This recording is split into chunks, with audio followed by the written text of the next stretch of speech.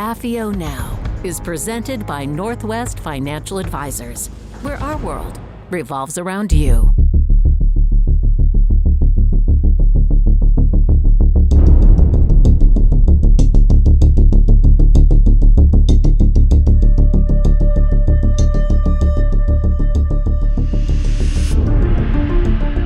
Hello, everyone. This is Jim Hughes with AFIO Now. We are a program of recorded interviews with former U.S. intelligence officers and those who write about them. And today I have a remarkable guest. Barry Werth is a very well-known American journalist and author. His work has appeared in the New York Times, the New Yorker, GQ, and Smithsonian magazines. He has taught journalism at Smith College, Mount Holyoke, and Boston University. In 2002, his book, The Scarlet Professor, won the Stonewall Book Award, and his book, Damages, is routinely used by American law schools to teach medical malpractice.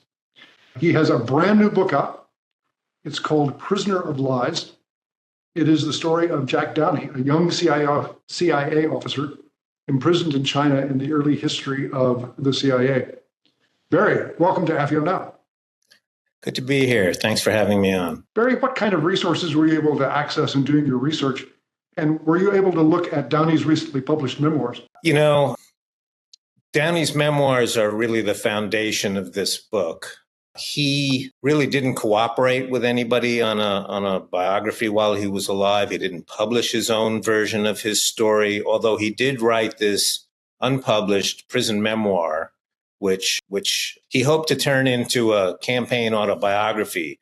In the early 80s, he ran for the Democratic Senate nomination in Connecticut, and his handlers correctly, I think, said, people are going to need to know what you've been through, who you really are. So he wrote this prison memoir. He lost in the primary. He put the memoir in a drawer, and his wife, Audrey, discovered it after he died in 2014. It's a remarkable document, and I'm thrilled that it's been published on its own with some commentary from a historian at Columbia and his and Audrey's son, Jackie, who teaches at the University of Rochester. But without that, I really could not have done this book because, A, I needed to account for the 20 plus years that Downey spent in Chinese prison, for which there are very few records.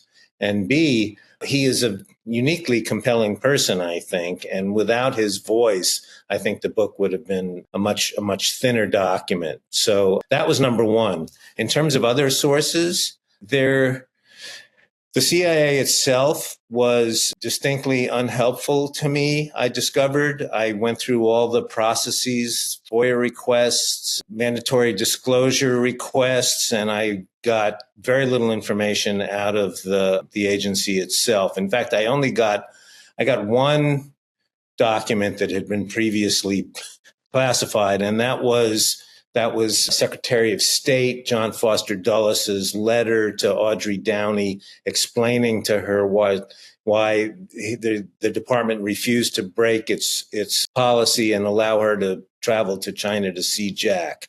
And I had already previously discovered that document on the State Department's website. So I really got nothing of value at all from the agency.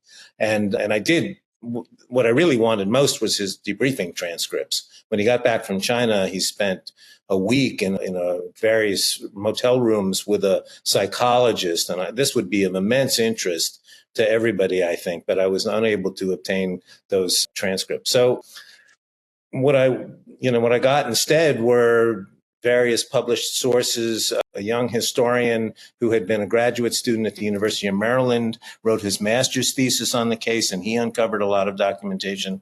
But primarily it was the memoir. The memoir is the engine for the book. Barry, describe for our audience Jack Downey's early life, kind of through his education at Yale, and what were the preparatory years like before he joined the agency? So I think what's most important to realize about Jack and that whole generation is that they were too young to fight in World War II, but they were fed and all these stories about the heroics of the so-called greatest generation. So they were pent up going in. He graduated prep school in 1947. He was the most distinguished member of his class at Choate, which of course is where John Kennedy and Adlai Stevenson and many other former leaders were educated. And Choate in particular strove to create leaders. The academic work was very rigorous. The physical training in terms of athletic was very rigorous. And Jack was the outstanding member of his class. Only applied to one school, which was Yale. He was equally outstanding at Yale. He was a wonderful student, two-sport varsity athlete. He was class representative from his residential college, wonderful writer, and with up to 100 members of his class, that is 10% of the Yale class of 1951, enlisted in the CIA. Was Jack Downey fairly typical? Young officers recruited by the agency in the early 50s? So yes, Jack was very typical in the sense that he was from an elite school and he had been heavily recruited. But even more than that, he was generally regarded by every cohort that he was involved in as the outstanding leader in the group. Barry, describe for our audience just briefly the events and circumstances that led up to Jack Downey and Richard Fecteau's capture by the Chinese. Okay, so when Jack was sent to Asia, all of his buddies were sent to the front in Korea, where the war was on. And Jack was held back in Japan because of his leadership qualities. So he was assigned to train so-called third force elements who were supposed to go into communist China and make contact with elements on the ground who could help to overthrow Mao's government. That was essentially the assignment. The third force was supposed to be anti-Mao, but also anti-Chiang Kai-shek. But the CIA's project was to airlift many of them into communist China, where they were supposed to hook up with rebel elements on the ground. The problem was there were no rebel elements on the ground, that the communist Chinese had coalesced their control over the country. So there was really nobody to make contact with. But his assignment was to train former Kuomintang troops to be airdropped into China so that they could foment a revolution against Mao. So he was there from the time that he arrived in early 1952, training these agents. And then in the summer of 1952, it was decided to drop two teams into Manchuria. The first team was airdropped in, and they were never heard from again. The second team was airdropped in July, and after a period of time, they started receiving communications that they were doing what they were assigned to do, that they needed more supplies, that they needed a courier to come in, that they had contacted a former Kuomintang general who was interested in working with them. So they were encouraged, the CIA was encouraged to believe that, in fact, the team on the ground was doing what it was supposed to.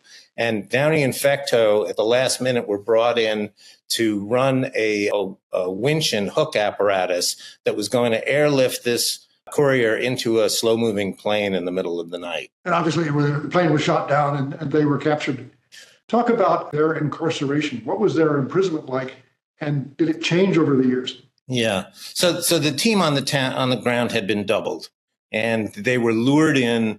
This, as Downey said, was an ambush, just like in the movies. They were flying in low and slow, almost at stall speed, at the treetops. And as they approached the landing zone, the Mao's troops pulled back tarpaulins, revealing they had American-made weapons, and they fired into the cockpit. They killed the pilot and co-pilot who worked for CAT, and Downey and Fecteau, incredibly, were alive. The plane was a burning wreck. They stumbled out and were immediately surrounded by communist troops. And one of them started yelling, "You are Jack, you are Jack." So they reeled him in. They knew who he was. He resisted for a period of weeks until he gave his, as he said, his cover confession, which is that he was a CIA officer. And then he gave a much longer confession later on. To get to your question about imprisonment, obviously, the Chinese knew they had somebody of real value In fact, as Jack would recall, they thought he had been sent directly from the White House, literally from the White House to foment a revolution against Mao's government. So he was not, he endured serious, relentless interrogation for a period of a couple of weeks. He was never beaten, as he said. They never tried to brainwash him, which was something that was always imagined by Americans during that period, that was the preferred technique for Chinese captors, to try to get confessions out of their enemies. But in any case, so he was never abused, as he said. He was the bare minimum in every area. He periodically did have cellmates, although over the period of time, he preferred to be alone. So it was, I think his imprisonment went on way longer than anybody expected. But no, it didn't change dramatically over the period that he was there. And once he realized that he couldn't be brainwashed, he started to pull himself together and figure out how he was going to sustain himself through the long haul. Barry, what were some of the early actions that the agency took once they realized that Downey and Fecteau had survived and were imprisoned in China? Well, the agency, unfortunately, I suppose, for Jack and Dick, was not really in charge of what was going on. The State Department was. Of course, Allen Dulles, the director of the CIA, was the younger brother of John Foster Dulles, who was the Secretary of State. And Foster Dulles immediately denied that Downey and Fecteau were spies. They were, as the government said, civilian employees of the Army whose plane disappeared over the Sea of Japan. Dulles came out and said immediately, this is Foster Dulles. We don't know how the Chinese came into possession of these men. Eisenhower said, the situation's cloudy. I can't really talk about it. So, but the agency itself originally thought that they had died in the crash. In fact, the Chinese didn't announce until almost 2 years later that they had confessed, that they had been tried and convicted and sentenced, Downey to life and Fecteau to 20 years. Were Downey's relatives allowed to visit him in prison? And what was the impact of that? Well, they were allowed finally. Okay, so in 1955, the State Department approached Dag Hammarskjöld, who was the General Secretary of the UN, and asked him to try to negotiate not just their release, but the release of other captors. And while he was in Beijing, Zhou Enlai said, we want an acknowledgement of the truth, of course, before we'll even discuss whether we would release these men. But he invited the families to come. And it wasn't until almost 3 years later that the State Department broke with its own restrictions and allowed Downey's mother and younger brother to go see him. So he had been in prison for 5 years at that point. And he had made himself, as he said, the busiest man in Beijing. He came to the conclusion that the only way he was going to outlast his captors and survive captivity was to make himself extremely busy. So he scheduled every day down to the minute. He read voluminously. He cleaned his cell meticulously. He did endless calisthenics and running in place. He ran up to 10 miles a day in place, or when he had access to a courtyard, in very tight circles. He scheduled his day down to the last minute, and he found that he could survive. And in fact, time would go by rather quickly if he could keep to this kind of schedule. So when his family arrived, finally, in 1957, they discovered that he was very optimistic, extremely fit, but it was worrisome for him because he was afraid that the Chinese wanted to stage a confession that they could broadcast to the world. So when he sat down with his mother and brother to talk, they invited him to talk about his so-called crimes, and his brother cut him off and said, "Don't do it, it'll upset the interpretation that Downey had is this will upset your mother too much." So he didn't, and the photographer and the stenographer who had been sent in to record this confession left the room. And then he had some, his family was able to stay for a couple of weeks. In the end, they visited, I think, 5 or 6 different times. There was a long period when his mother's health was very bad, and during the Cultural Revolution that they couldn't visit, but they did see him, and it sustained him. They were able to communicate. They sent him packages. They supplied him. They fought endlessly with the government to try to obtain his release and didn't really get anywhere, again, because the CIA and the State Department didn't acknowledge that he was a spy. What were some of the other high-profile prisoner negotiations that were also going on at about the same time? Well, this is interesting. So at the same time, during the Korean War, there was a leafleting mission that was ended when the Chinese shot down a jet. And those prisoners, they had actually strayed into Chinese airspace. They were not spies. They were part of the war effort in Korea. And eventually they were released. There was no problem. The Chinese said they were spies. There wasn't really the same problem that there was with Downey and Fecteau. Their actions were not directly against the Chinese government.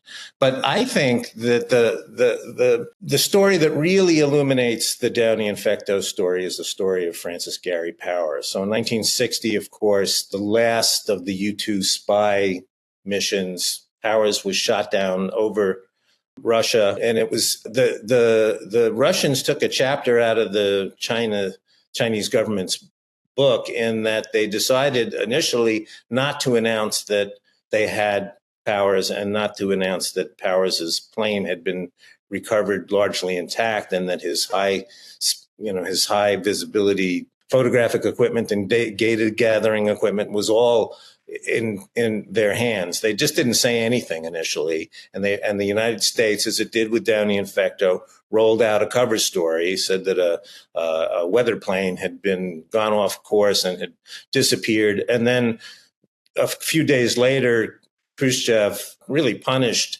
Eisenhower and Foster Dulles by producing the live flyer and all the evidence that the world needed to see that he was actually on a spy mission. Of course, a couple of years later, after Eisenhower was out of office and Kennedy was in the White House, they negotiated for Powers' release. It's the famous story of the movie Bridge of Spies. And the difference there, of course, was that there was no question that Powers was a spy and that he was on a spy mission. As long as the United States continued to disavow Downey and Fecteau and deny that they were spies, there was no opportunity for a swap. Barry, what geopolitical developments occurred that caused the Chinese to reassess the situation and be open to a dialogue with the U.S.? Well, so now fast forward to 1969. Nixon's in the White House and Kissinger is his national security advisor. And the Chinese and the Russians had a border skirmish over fishing and navigational rights, and then they almost came to blows. And it was very clear to Kissinger and to Nixon that there was an opportunity there to cleave the Chinese away from the Russians and perhaps negotiate some sort of relationship directly with but by that time we had no contact with the Communist Chinese government for almost 17, 18 years. So it was then that Nixon and Kissinger sought a way to open up relations with China. And for the Chinese, the Downey imprisonment and the Fecteau imprisonment were one of the keys, if not the key sticking point.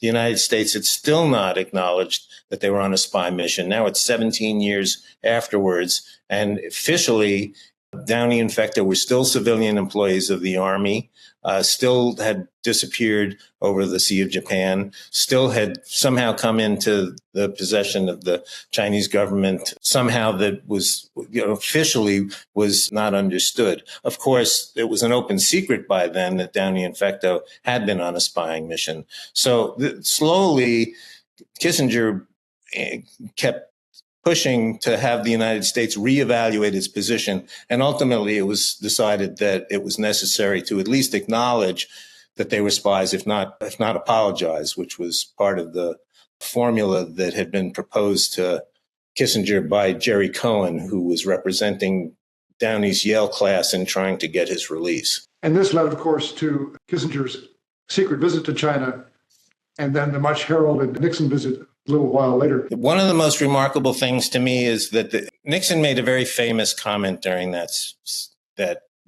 visit. He said, "This is the week that changed the world." And indeed it was. But directly before that, not too many minutes before that, Nixon had told Chow En-lai that the United States was now ready to admit the truth about Downey. At that point, Fecto had already been released.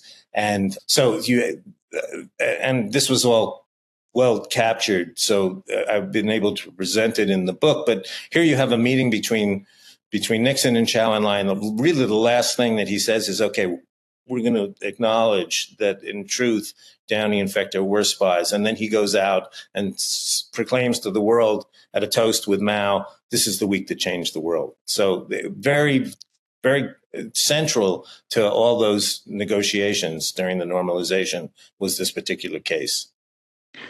Please describe Downey's release and then ultimate reintegration back into life in the United States.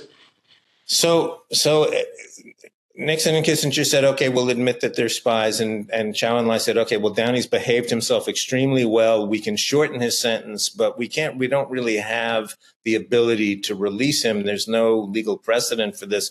We're working on it, and it's going to take some period of time. And very few weeks after Nixon's visit, Downey's mother had a severe stroke. She was in and out of consciousness. And at that point, Nixon and Kissinger appealed to the Chinese government to release him, and they did. So in April of 1973, just at the moment that the Vietnam prisoners of war were being released, Downey was also released, and he was, they arranged for him to get home as quickly as possible. And he was able to get home. His mother was, as I said, in and out of consciousness, but she was informed that he was coming. It's now almost 21 years after she first believed that he had died, and then realized somewhat later that he was captured. But he did get to see her in the hospital, and then she lived another year or so. But it was his mother's illness that precipitated the final decision to free him. And what was his reintegration back into life in the United States like? Well, from his perspective, it was extraordinarily easy.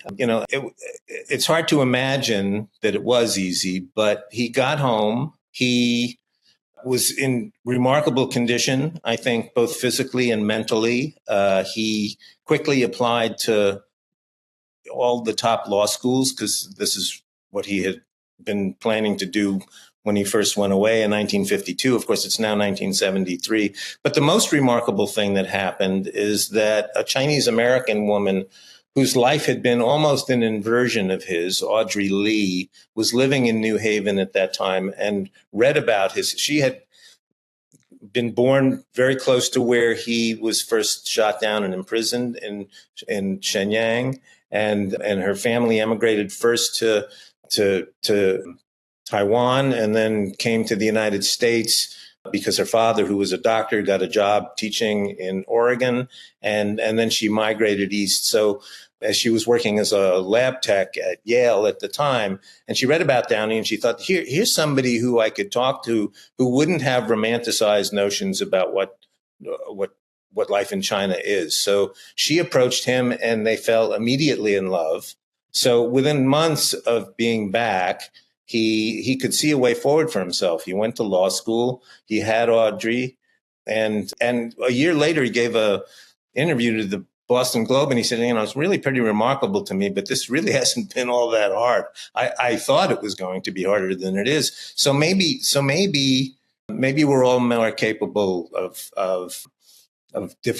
handling difficulty than we think we are. So he never thought of himself as extraordinary, but in fact, his readjustment went probably as well as it might have. The problem is that he had a past that he couldn't really talk about for whatever reasons, whether he felt obligated because of his relationship with the agency not to discuss it, or he didn't want to go back into this traumatic period of his life. So there was that gap there, but otherwise, in terms of his adjustment, I think he would say, it went better than he could possibly have imagined. And how did the agency treat both Downey and Fecto after their release? Well, it's interesting. Now you have to look at where the agency was at in the post-Watergate period when they returned, and he was.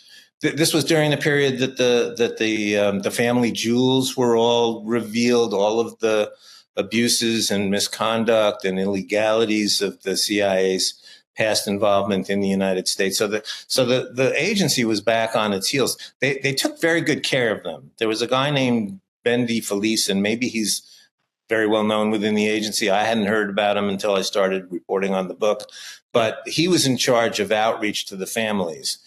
They took the money, they continued to promote them while they were in the field. They took all the money that they earned, invested it in off the books accounts so that they could get a better return.